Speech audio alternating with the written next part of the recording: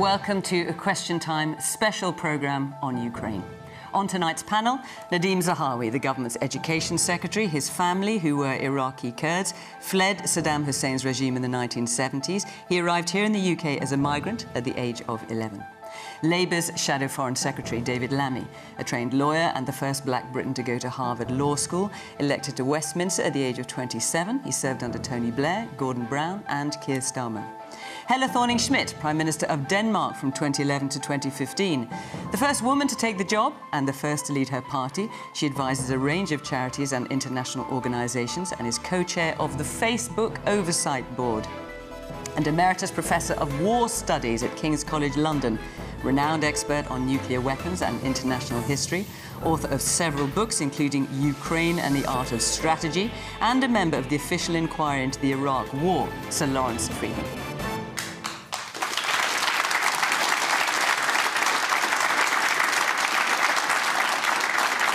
Good evening, welcome to my panel, welcome to our audience here in London. And before we start, I should just point out the obvious, which is that we are a man down at the moment. The Ukrainian ambassador, Vadim Pristaiko, has been called into an urgent meeting. He cannot be here at the moment. I think we all understand that. He is hoping to get to the programme before we end, but we have to be patient. We will see what happens. In the meantime, stepping into the breach, I'm delighted to welcome Olesia Kromeychuk, who's going to give us the crucial perspective from Ukraine, director of the Ukrainian Institute, and she is joining us down the line. Olesia, thank you very much for standing at the last minute. We very much appreciate it. And we're doing tonight's programme in response, of course, to the waging of war in Europe on a scale I think none of us ever thought that we would see. We're devoting the whole programme to what's happening in Ukraine. We have a precious hour, and my aim is to answer as many of your questions as possible. So I will ask our distinguished panel to be reasonably brief and on the point in order to help me do that. And of course, watching at home, if you want to join the conversation, you can do so in the usual way on social media at BBC Question Time. And let's hear what you've got to say as well. OK, we'll take our first question tonight, which is from Karen Penny. Who believes that we can beat Putin and how? Lawrence Freedman. We can't beat Putin, but the Ukrainians can. I think the way that this war has gone has surprised a lot of people because Putin underestimated his opponent, had a sort of fantasy view of Ukraine that was informing his strategy, and the Russian tactics were arrogant. They believed that they could do this very quickly, and now they've found themselves in a real mess. And given that Putin is not talking to any of us, how can we be sure that that was his strategy and it's gone wrong? Well, I think you can be pretty sure what his strategy was in terms of the declared aims, which was demilitarization, neutralization, and essentially a coup, a regime change in Kyiv, and the way that the army moved in, the Russian army moved in on Ukraine, going straight to Kyiv in order to try to take it. And we know of groups that were there to assassinate President Zelensky. So I think that was very clear, but it obviously all went very wrong very quickly. And I think what we're seeing now is that the Russian army and air force isn't just what it was cracked up to be. It's struggling, it's having real logistic problems. One doesn't want to overstate those because it's still a very large army with, as we've seen, it was some terrible scenes with a lot of firepower, but it's certainly nowhere near where it expected to be 2 weeks into the war. And Olesia, who believes we can beat Putin and how, crucially? Well, I do think that Putin has essentially been beaten already, but I think that we need to remember while Ukrainians are winning this war already, and there's an enormous war effort put forward both by the army, the armed forces, the territorial defense, and civilians completely unarmed. We also have to remember that this is our war all over the world, that Ukrainians are fighting it, but we need to understand that we need to fight it together. This is a war not just against Ukraine. This is a war against democratic world, against democratic values, and against the rule of law. And I am speaking to you from London, but obviously my heart and my mind is constantly in Ukraine. And what I can share with you is that the sort of privileges and and freedoms that we have here are very fragile. They can disappear overnight if someone like Russia attacks. At the same time, we have them here. We're not under threat, immediate threat here, and we should be able to exercise them. And we can exercise them by putting pressure on our governments to make sure that we don't just sit back and do the minimum possible, but we do the maximum possible to prevent humanitarian disaster and to prevent this European war from escalating even further. And essentially stopping Putin outside of Kyiv so we don't have to stop him outside of Warsaw or even outside of Berlin. So, David, can we beat Putin and how? I mean, we heard Lawrence saying, well, only the Ukrainians can beat him. We must, because we've got to beat imperialism. And how do we do it? We've got to beat ethnic nationalism, and we do it by squeezing them as hard as we can and supporting Ukrainians with arms to continue the fight. And my strong sense from being in Kiev a few weeks ago and having been in the past is that they will fight. We heard from Zelensky. They will fight on every single street, every corner, right to the end. So of course we will beat him. And we beat him not just on behalf of them, we beat him because we must always beat the dictator, the autocrat, that won't allow people's own self-determination. And look, we should take heart that he built up these reserves, this big war chest. It's halved in the last week because the ruble has fallen. And we're squeezing the economy. Apple, McDonald's, everyone pulling out of the country. That's how we beat him. I wish there was not going to be another death, but there will be, sadly. But we will win in the end. We must. There's no choice. Nadeem? I think Ellis is right. I think Putin's already lost. I was in the Donbass in 2014 when he annexed the Crimea as part of our inquiry into UK-Ukraine relations. The Ukrainians will fight because they're fighting for justice. They're fighting for democracy, for freedom.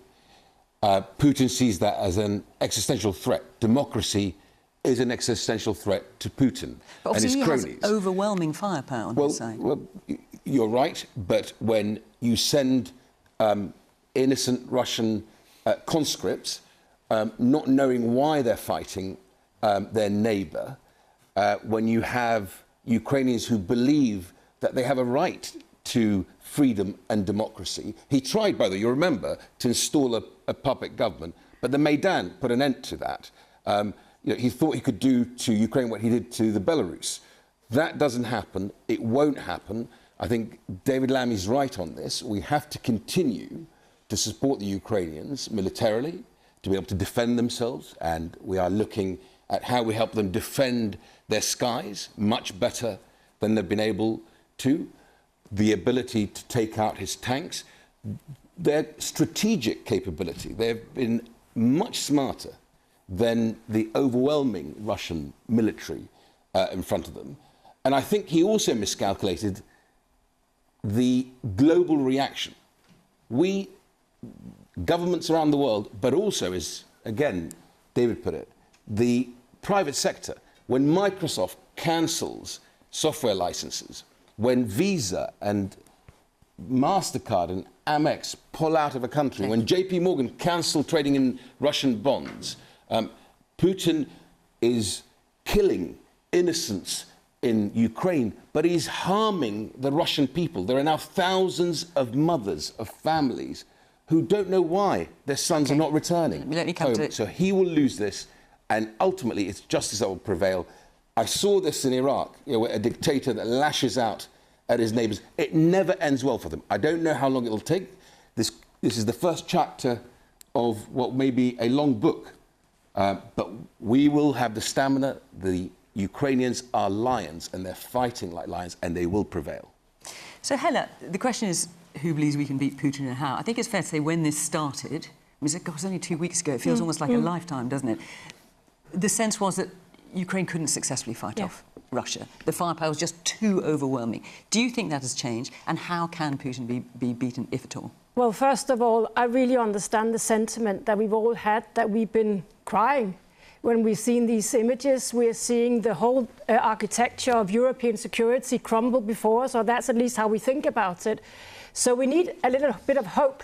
And I also hope the evening tonight can give that little bit of hope. And I do think there are ways of actually getting hope back to us. I think you mentioned that the military strategy does not seem to have been working for Putin. But I also think something has happened in the world that you hadn't foreseen. We are seeing a NATO which was split between Europe and the USA actually coming together in a very forceful way. We are seeing the European Union, where Putin has been used to divide and rule. That has not worked anymore. Even Hungary, that normally are best pals with Putin, has condemned this attack. So we are seeing the European Union being more united than ever, and also more forceful and taking big decisions on sanctions, for example. And obviously we are seeing Germany joining now to be a complete NATO member and defending Europe. So I think so many things have happened over the last 2 weeks that should tell us that there is a way out here, because we have strong institutions. We also have the right people, more or less, leading those institutions, and we have a backlash from the world that I had not seen. I was Prime Minister in 2014, and I've not seen this backlash. So, which is when Crimea was exactly. I went to the Royal Engineers Museum today. Your work takes you many places, and I saw the map from Waterloo, and I couldn't help thinking that this is Putin's Waterloo. It might take a few years, but it will happen. I think you can't do what he's been doing and remain in power. Karen, you asked the question. What's your view? I think that he can be beaten, but I think it's going to take a very long time, and I think we probably need to do more to help. I think my view is we're happy to give them ammunition, and guns, but we're stopping the line at fighter jets, and I don't quite see the difference. I know that we can't fly the planes, but we could at least give them the planes. OK. The man at the back there in the dark sweater. I think Putin's military, he hasn't unleashed it fully, and he has the capability to do that.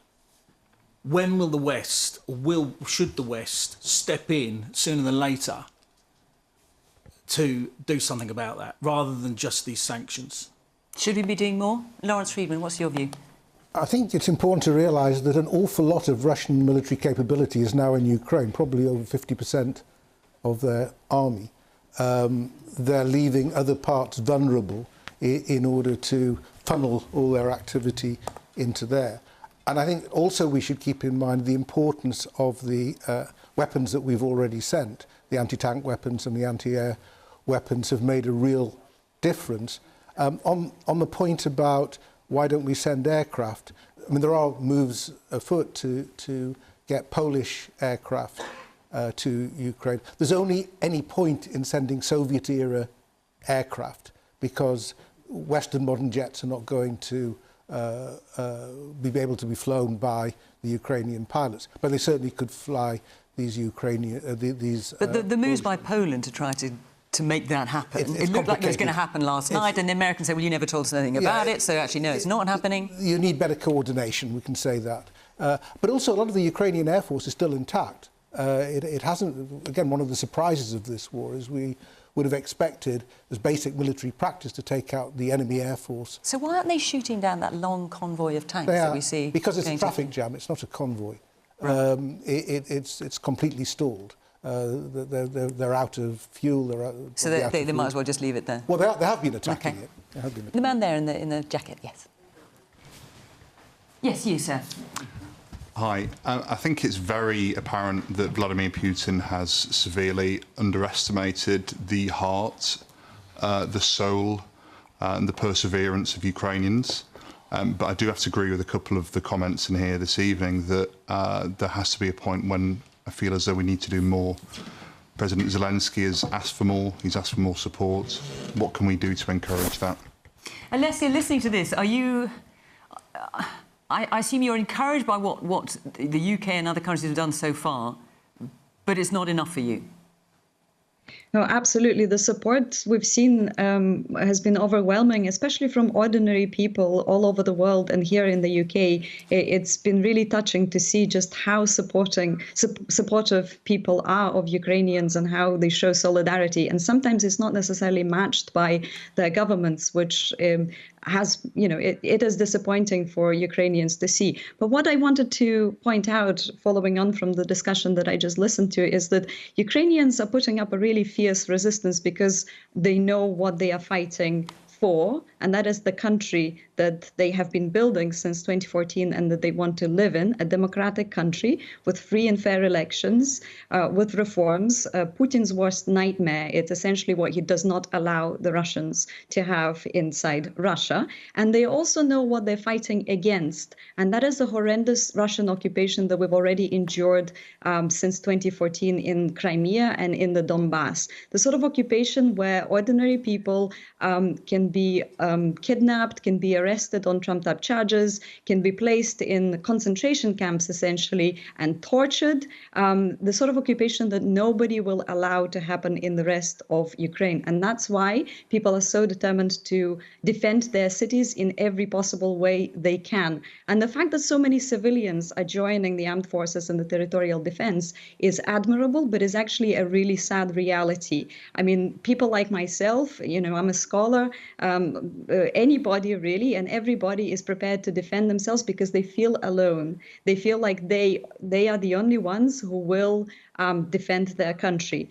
And one last point that I'd like to make in this regard is that Putin reacts to the West's reaction. The reason why we are where we are now is because very little was done in 2014 and since. There was a lot of inaction in the West, and he is responding to that now. And he continues to respond. For instance, shelling humanitarian corridors, right? So not allowing food, water, medication to be brought into besieged cities. I mean, today we've seen in Mariupol a maternity hospital shelled. So babies and pregnant women were wounded and killed.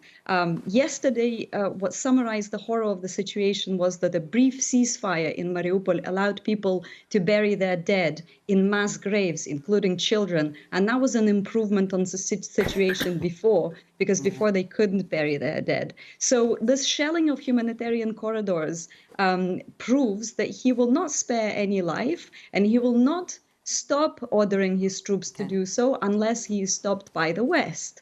And also, he does not spare his own soldiers' lives. So Russian soldiers are cannon fodder. Okay. They've been like that historically. Historically, the Soviet Union never spared lives of soldiers in wars. So, human life is worthless in Russia. Let's take another question. In fact, you referred to it a moment ago. Let's hear from Nicola Ezra. What, if any, would be the red line that Putin would have to cross that would trigger NATO to reverse its policy against providing direct military support to Ukraine? So there's a feeling, certainly from some of the question coming, that's what it could come down to. Now, Helle, you were Prime Minister of Denmark when Crimea was annexed. Yes. Did NATO do enough then? Presumably not, given what's happening now. And what could a red line look like now? I don't know if we can blame NATO. I do think there was a reluctance in many European countries, including this one, to do enough back then. And I think looking back, I think we can conclude that we didn't do enough. We could have had harder sanctions. We could have broadened out the sanctions regime. And that's why I'm so keen that this time round, all countries that have dealings with Russia really have a strong sanctions regime. But you said that, but in terms of a red line, so for example today, as Alessia mentioned, we have a maternity hospital in Mariupol. The pictures have been on the news this evening, a huge crater outside the maternity hospital, 17 people killed, some of them women in labour. We don't know the full total yet. Is there a point where NATO could intervene? I can really understand why people are saying, why is this not in Afghanistan or Libya, where NATO countries got involved? The reason for that is because they were a symmetrical relationship. This is a more symmetrical relationship. We have the West against Russia. And that is why I think we have to go back to the NATO thinking, which is basically if there is any kind of violation of the territorial integrity of a NATO country, that is when NATO can go in. And that is also... So no matter how bad it might get in Ukraine... I don't know. I don't want to say that. I think this is so bad. It is so bad, so you can't... Can it get any worse to bomb a hospital? I mean, this is a war crime we're talking about. So I could go on about that. So this is really, really bad. But we also have to look at the consequences everywhere, in the UK, in Europe, everywhere, that it is, if you start acting without Russia having been going over NATO territory, it will be seen as NATO attacking Russia. And that's why we can't have a no-fly zone, because then you're talking about an all-out war. Okay. So we have to be very, very serious about how we talk about these things, because it could get to that stage. I mean, incidentally, I said 17 people killed, 17 people injured, and we don't yet know how many people were killed in this hospital bombing in Mariupol. But to bomb a hospital is a war crime. Lawrence Friedman, can you see what a red line could be, if any? And I just wonder what history tells us about what that could be. Well, you know, the first thing we might note is Syrians wouldn't be very surprised by this conversation, because hospitals were attacked by Russian jets in Aleppo, for example. They've been through it. This is not new behaviour. It's part of the way that the Russian Air Force, which doesn't quite have the number of precision-guided weapons that ours do, but it's part of a deliberate strategy. So we could also ask, why didn't we do more in Syria to confront Putin when he was doing these war crimes? I think we as a matter of practice, NATO is not going to get directly involved in a war with Russia. It's a nuclear power. Putin made a direct nuclear threat, and how worried should we be by that? We have to take it seriously. Look, this is a man who's been nurturing his grievances in isolation during COVID, who's taken a lonely decision, as far as we can see, with very little advice. And he's talked about nuclear threats in 2014. He's talking about them now. I don't think he's going to initiate nuclear war.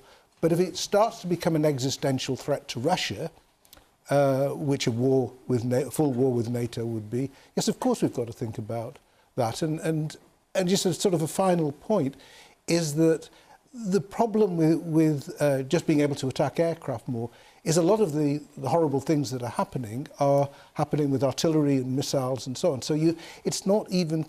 The difficulty is once you're in this and you're not getting the results you need from the first military effort, then you have to escalate as well, and one thing leads to another. So and if I was President Zelensky, I would be asking every day for NATO to get involved. But in practice, it's not going to. Okay. The man there in the dark jacket. Yes, you. So wouldn't the red line be actually a stray bullet or a missile going into a NATO territory country? Wouldn't that be crossing that red line? Would that be enough, David Lammy? I mean, because that's what Hella's talked about, that's what we keep hearing, is that a toe cap, any kind of intervention in a NATO country would be enough. But, of course, there can be accidents. There can be accidents, and that's why, despite the horrors of all that's going on, there are actually lines of communication to avoid those accidents and to be able to de-escalate if they should occur.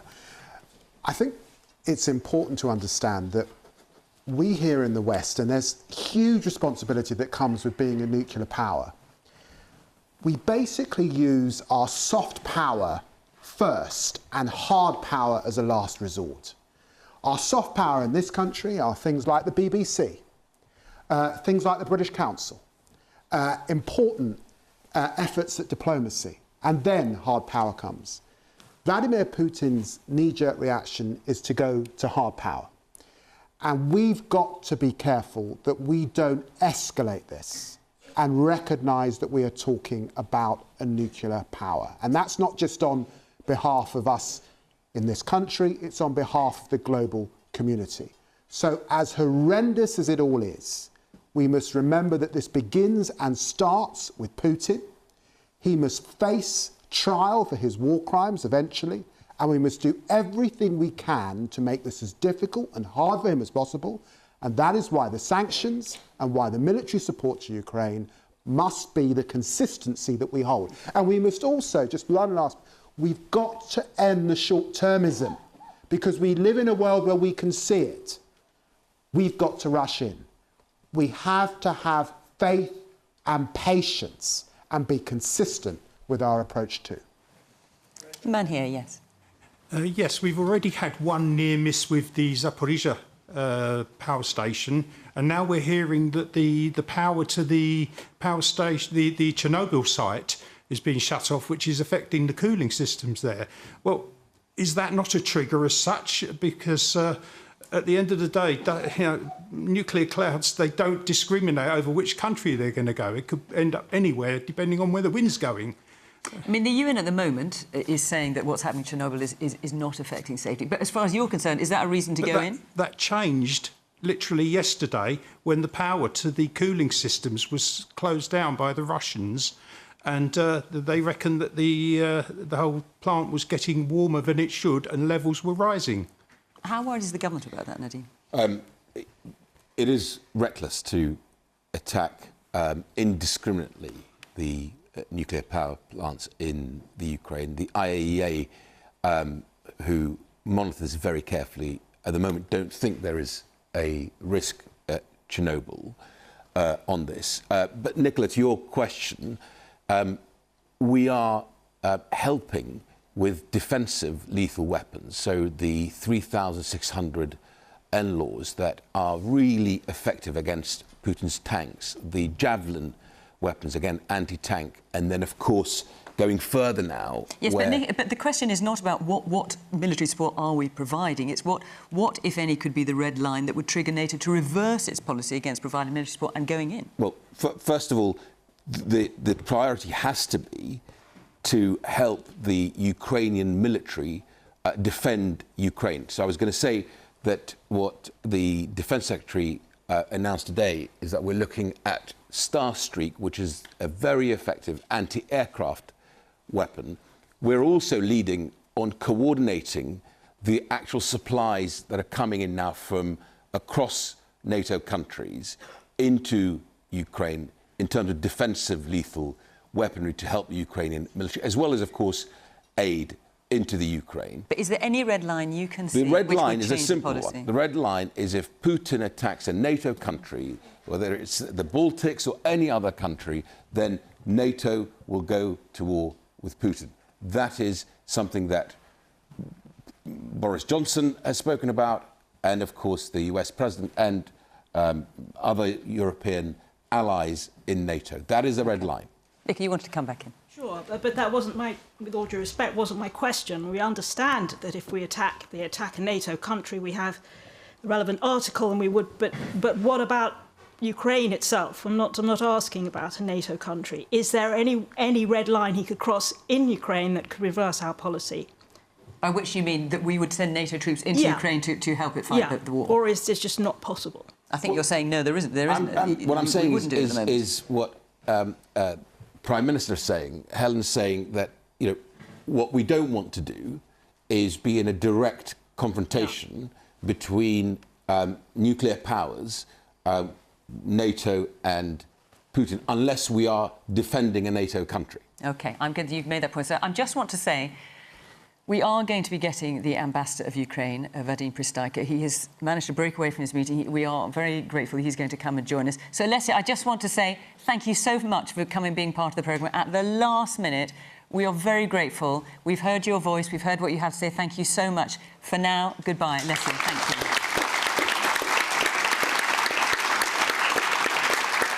So the ambassador will be joining us down the line. We left a space and we can't actually make it here at the moment, but he'll be joining us down the line, and when we can get him, we will be speaking to him.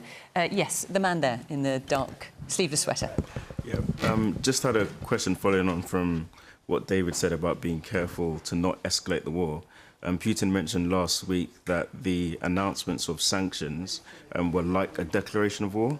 So would that have any impact on what the UK government or other Western country governments would then impose in terms of the severity of the sanctions that they then put forward should the war continue to escalate? And what are you thinking, that we should hold back from sanctions in case it rattles Putin's cage even further, or are you thinking we should go harder on sanctions? Well, certainly it's it's one of those where you're not quite sure whether or not he's just saying that in order to kind of alleviate some of the sanctions that have happened or have come already, and maybe there's a threat of more coming. However, for me personally, I would probably say there probably needs to be more done in terms of sanctions. There probably isn't enough happening in terms of oligarchs here in the UK, for example, which has been spoken about. And so I think more definitely could be done. Would that have any result, do you think, Lawrence Friedman? Well, it's important to note that Putin has mentioned economic warfare being waged against Russia, and that, in this case, hasn't stopped the sanctions. I don't think that's the reason why the sanctions in some areas aren't as tough as we might like. It's because of concerns about Western energy and so on that have been limiting factors. So in that sense, I don't think that's the problem. Can I just say on this general problem of at what point and red lines and so on, the thing you have to always remember about war is they go in unexpected directions and they have unintended consequences. So when you set something like this in motion, you can't be sure where it will end. So at the moment, we're very clear about what the policy is and that the Ukrainians will do the fighting, and hopefully from what we've seen so far, they will do it well. But things take different courses, and this is one reason why wars are a bad idea, simply because of these various risks of escalation. So though at the moment we have a very clear sense that there's no circumstances in which we would end up in war with Russia, and I think that will continue. Nonetheless, these things don't stop. If this thing doesn't stop quickly and keeps on moving on, and some of the situations around nuclear power stations and so on develop, you can't assume, and Putin shouldn't assume, that everybody will just stay clear. Ambassador Prusaka, we can see you now. Thank you very much for joining us on the programme. Your time is very precious. We're very grateful that you come to share some of it with us this evening, albeit not in person, but we're very glad to have you down the line. I just want to fill you in on what we've been discussing. We've had a couple of questions. One on can Putin be beaten and how? And is there a red line which, should it be crossed, NATO would reverse its policy at the moment and actually intervene? I just wondered what your view is. Thank you very much for having me. Sorry I couldn't be with you in the studio. Just wanted to tell you on this both that actually Putin can be beaten. Each and every dictator can be beaten, if not from outside, but by his own people or her own people. And I believe that's one of the lines which he is getting very fast, very close. He's throwing more and more young boys into this mint grinder, which is becoming Ukraine for all his forces. We are losing people, we're losing our cities, but we're actually fighting. And I believe that there is something which not just could be done, but should be done to stop it for the sake of his own people. And what is the red line for NATO to come in helping us? I believe that, bombing, for example, the maternity hospitals, this is already a very red line. Going against people who are already now trying to get through the borders of Ukraine with the West, with the Western, our neighbors. If anything happens to these people, this is a very red line. The nuclear station, which is this one biggest in Europe. And if anything happens, Ukrainians after the Chernobyl are the people who can tell what can happen. All of these are very red lines. We don't want him to cross, and the sooner we tell him, the better. If you ask me who can tell him, I guess that nations who promised us to defend us when we gave up the nuclear weapons, these people should tell. Remember these United States, United Kingdom, and later on China and France who joined the memorandum. This not just can, they have to, by our agreement. We gave very real nuclear weapons, and we are not defended in return. And this was an agreement, of course, in 1994 that you're referring to. There are talks tomorrow, I just wanted to ask, since we have you, between the foreign ministers of Ukraine and Russia. They're going to be the first face-to-face talks since the start of the conflict. What hope do you hold out for that meeting tomorrow? What we're trying to resolve right now, we wanted our people to be given a chance to survive, and mostly civilians. We wanted to establish the humanitarian corridors to allow people in and supplies for those ones who stayed in besieged cities, and unfortunately in sort of medieval way. That's our priority number one. And we wanted to stop the war. We wanted to hear what they can come up with, but we do not believe that there are some compromises can be given on our side. We've tried it for 8 years to give all the compromises, and unfortunately, it didn't work. They came with war against us and killing people as we speak. OK, let's take a question now from James Jones. James, where are you? So people are being bombed, they're losing everything, and they manage to make it to safety. We then ask them to go through all of the admin of bringing paperwork, having meetings. How can that be right, that it's got to take that long to get them to a safe place?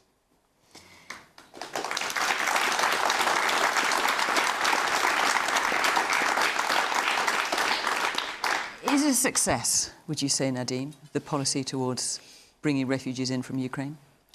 So, James, you raise a really important point on this, and what you are seeing now is a surge in our capability to take more Ukrainians in, both through the family reunion. We can bring any member of the family, cousins, grandparents, through that route, and then, of course, the humanitarian that's route, not been set up yet, and could take weeks, I understand. Well, Michael Gove will announce it. The family reunion route will be hundreds of thousands. I can tell you, in my own department, in education, I have a team that's already making plans for a capacity of 100,000 children that we will take into our schools. Now, they've got to get here first. Well, I'm about to address that. Your question is around, should we be conducting checks or not? Now, no, the question was about all the paperwork, I think. And the paperwork, we had to stand it up last Friday. By Friday night, people were actually getting their visas and coming in on the same day. We're surging that capability. So we've had around 13,000 applications. I think we're over 1,000 people who've got through, so about 10%. 22,000 applications rapidly. And about 1,000 granted. That's about 3.5%. Well, no, 22,000 where they've started the application. Completed application is about 13,000. Anyway, that will grow. Okay. My point being is, when you have a malign state like Russia that sees the UK as leading the coordination effort into, we've just discussed it, military, lethal, defensive weapons. OK, but the question is not about sanctions. that. It's about refugees. Yes, but when there's a malign state that can use this particular issue to send people over to the UK that can do us harm, we have to have some checks. We need to streamline that. We need to get better at it, and you will see that number increase of people we bring in. I'm very proud. I've got to tell you, we've had 104,000. OK, let's let James back in. No, wait a minute. Let's let James back in. No, we've only got about... Hong Kong, Chinese Hong Kong who came over to the UK or have applications to come to the UK. James. I would say, though, we've had 2 weeks of conflict, and we've known this has been coming for a while. Surely the planning should have been done in advance, knowing that this would be a problem and that there would be a humanitarian crisis. Well, it started on Friday. It started last Friday, and by Friday night, people were coming in. All right, let's let some other people on the panel answer. David. I don't know where to start. I find this very, very, very sad. Just to remind people, in the build-up to the Second World War, most of Europe turned their backs on the Jewish people who were trying to flee. And in the wake of that, we became a country that took thousands of Ugandan Asians, thousands of Vietnamese boat people, thousands of Cypriots that I grew up with, many of them settled in North London.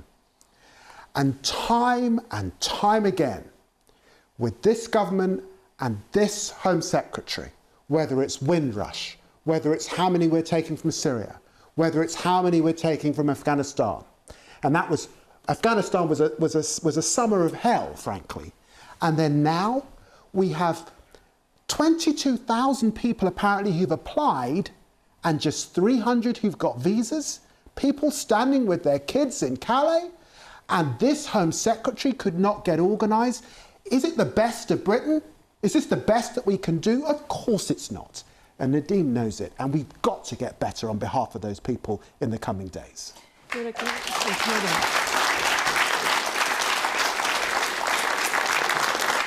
Pistaico, can we hear your view? Just one thing to add. I hope that our people, I understand that security checks should be done. I get it all. I just wanted to tell that most of our men are staying behind and fighting. So the most of the people you would see is just women with children, which I totally hope they're not posing any threat, especially terrorist threat to UK. So that's why I hope and I beg that the procedures will be dropped and every bureaucratic red tape should be cancelled. We will deal with later with any issues. Sometimes it's documents, but there is embassy here for you to help with the documents. Some people couldn't even get their passports because they are fleeing under bombardment. Thank you. The woman here in the front with the glasses. When the children in Ukraine fleeing the war do arrive in this country, what can we do and what will we be doing to help support them? I mean, they've left their education. Many of them may have experienced trauma, so what can we do to help support them? Yeah, absolutely. So I just mentioned it to the original question. We're preparing, I've got a whole team, as we did with the Afghan resettlement. So we've got 20,000 Afghan families who are here, settled, their children are now at schools. So I've got the same team. This will be much bigger. So we're planning for a capacity of, just with the family reunion route, of 100,000 children to make sure that we get them to be into schools as quickly as possible and supported, including, of course, trauma and additional support for their mental health as well as their education. There's a man in the audience. I can see you've draped yourself in the Ukrainian flag there. You are Ukrainian, I assume? I am Ukrainian, yeah. I arrived this country in 1999. I have my family. I am already British citizen. I'm very proud to be British citizen. I'm very proud to be Ukrainian. And I'm very... want to say thank you all British public for their support. You're great and we all feel that. But it's a lot of questions been asked and I want to ask them again because the answers is not very clear. Returning to the point of refugees, we had a consulate in Lviv which been shut down 1 or 2 days ago. And as you know, a lot of people fleeing from eastern part of Ukraine to Lviv, which is safe at the moment, and mainly women, mothers with kids who wants to come even as a family visits here, as you promised this program for family visits. So now they have to go to Poland, which is very difficult, as you know, that someone have to drive them there. As men not allowed to leave the country from 18 to 60 years old, they can't physically get there by themselves. Where you have to apply, where you have to spend, I don't know how many, I know that some people waiting up 10 days for decisions.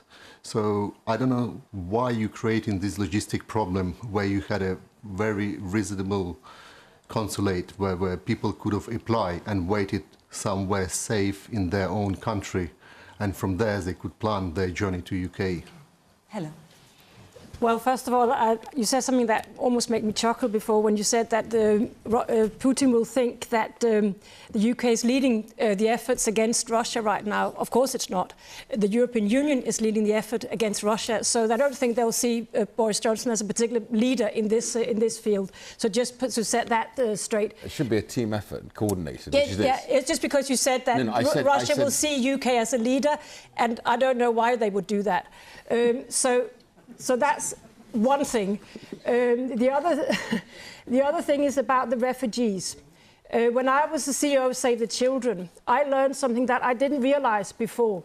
And that is, every time you have a number of refugees, as a rule of thumb, 40 to 50% will be children. So if we have 1 million people who came out of Ukraine, you have about 400,000 of those who are children. Well, it'll be even higher now because we're just looking at women and children. Yes, exactly. So they are children. Let's just say half are children. And I think that has to play a role when we talk about how quickly we can process these visas. I don't want to be in a quarrel about whether you should have visas or not. The European Union member states do not. They don't ask for visas from the Ukrainians. But if the UK want to do that, fine. But it must be possible to do it faster because they're sitting somewhere, they have nowhere to stay. And let's just think, it is half of them, 40%, their children. Let's take another question from Helen. Helen Charnley. Whereabouts are you, Helen? There you are. What is the end game in Ukraine?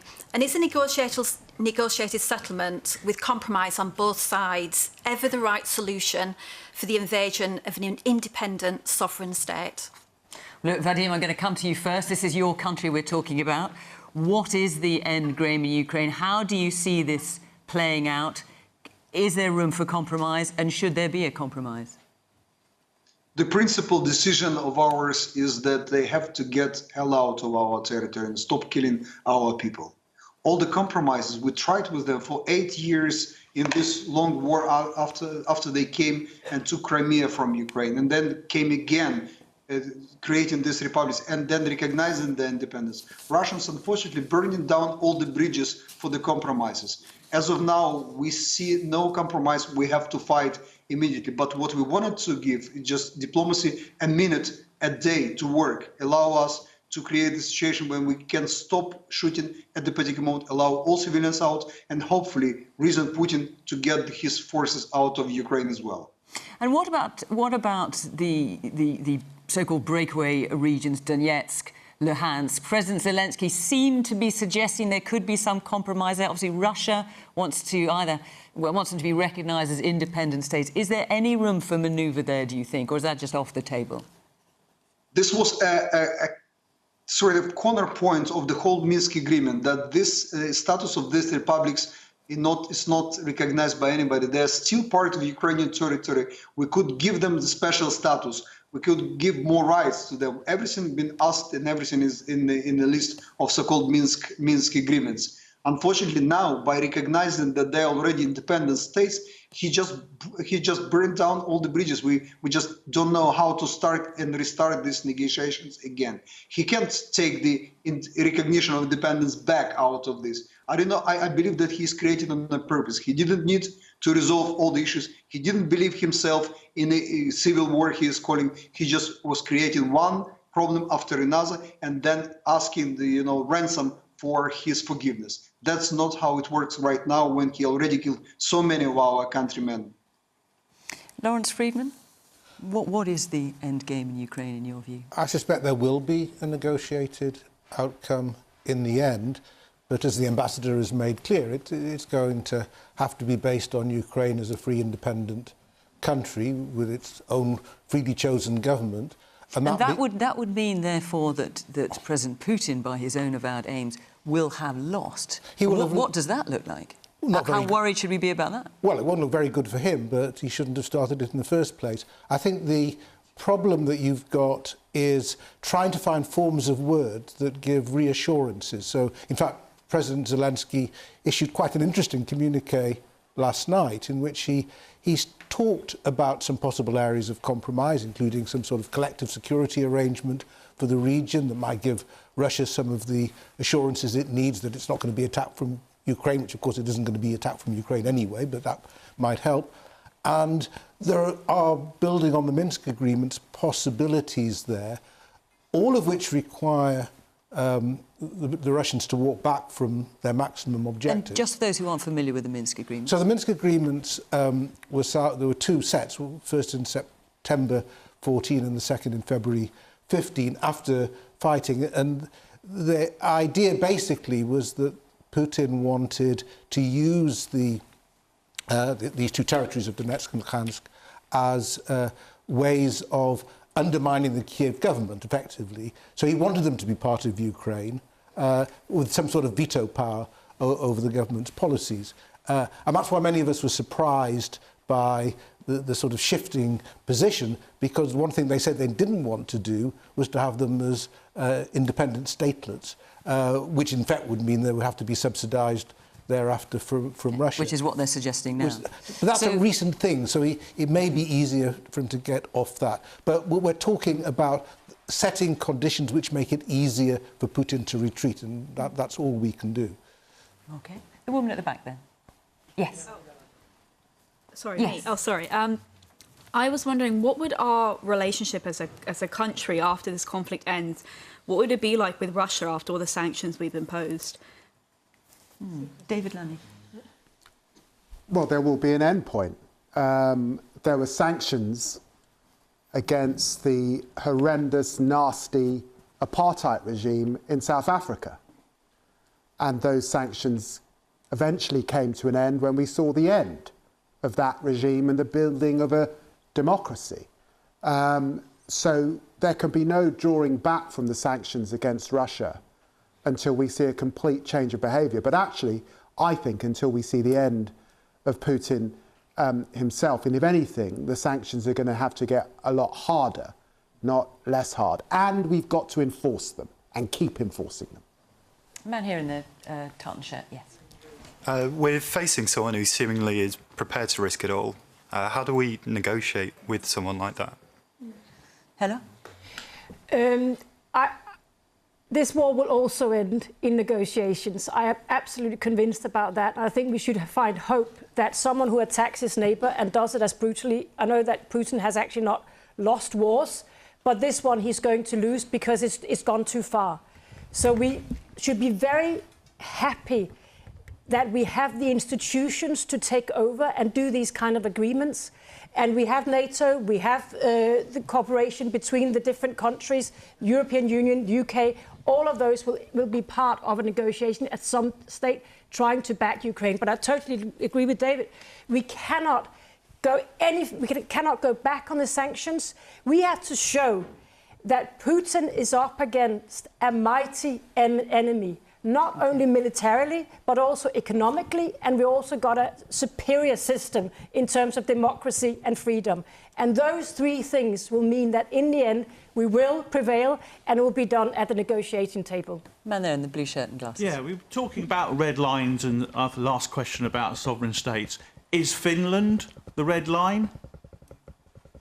Not part of NATO? It's a good question. Not part of, I mean, I have a friend who I'm in contact with on Facebook who lives, you know, further south in Finland, and he is even saying it's too close for comfort. Yeah. Yes, because Finland, of course, is a neighbour of Russia. Yeah.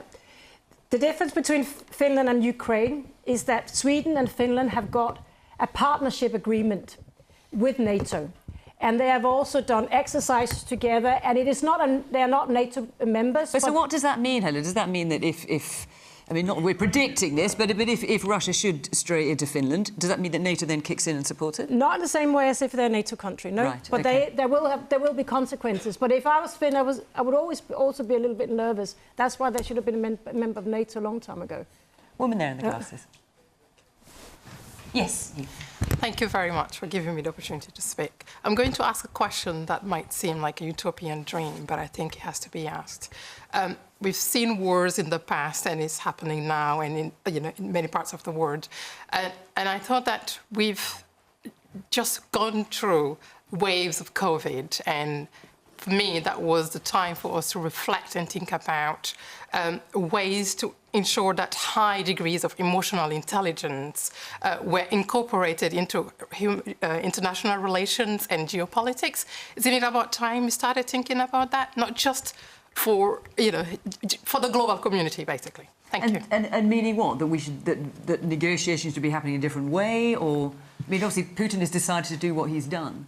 Yes, meaning that we should negotiate, and not just. I'm not just talking about the war in Ukraine. I'm talking about the global world and the global community in general. So actively trying to encourage ways to prevent us going into wars.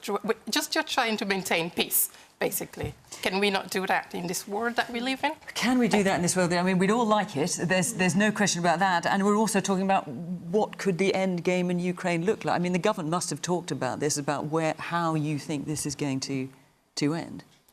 Well, it's got to end with Putin getting his tanks out of Ukraine, allowing the Ukrainian people to self-determine.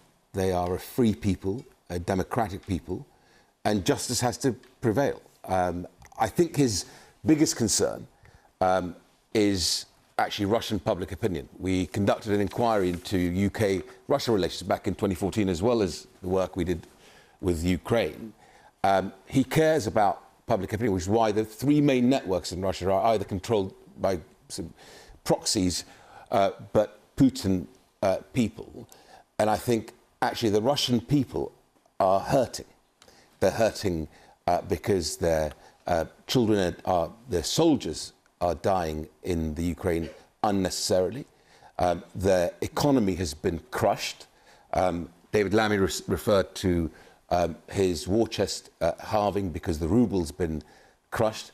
And I think ultimately, and I mentioned earlier, my family lived through Saddam Hussein's atrocities. It never ends well for dictators and despots. And I think ultimately he has to realise that Ukraine is free and independent. Vadim, we haven't got long left at the programme, but given that you have been able to join us, if there was one thing you wanted the British public to hear from you this evening, what would it be? Just, if I may, to answer, why wouldn't we, can all of us think about peace in the world? How can we, create something which will not allow wars to happen anymore? And why Ukraine is important to you here in UK?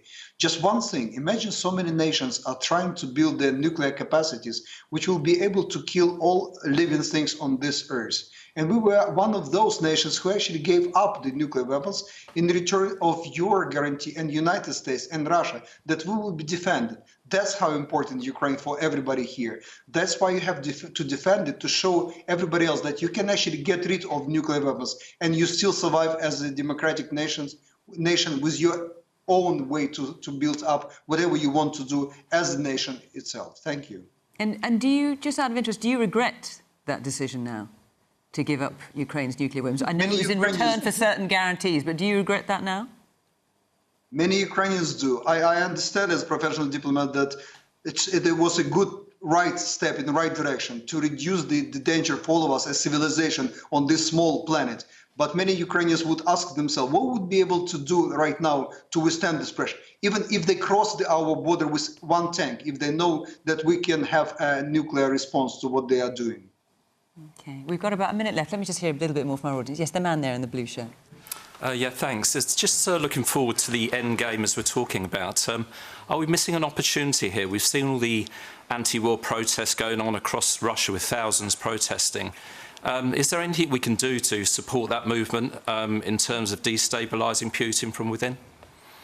Is there a role for social media in this, Helen? I'm just thinking in terms of, obviously, you're on the Facebook oversight board. We've only got about 30 seconds. You have to be pretty quick, I'm afraid. It is so important that the Russian opposition gets supported from us. One of the things I suggested back in Copenhagen is that we name the street of where the Russian embassy is, Boris Nemtsov Street, because that's a way of really saying to the Russian opposition that we want you to succeed and we're still behind you. So that's a suggestion for the UK as well. Okay. And also, in terms of social media, we must make sure that people have access to communicate via social media. And there is right now a standoff between social media and the Russian authorities. Okay. I'm afraid I'm going to have to end it there because our time is up.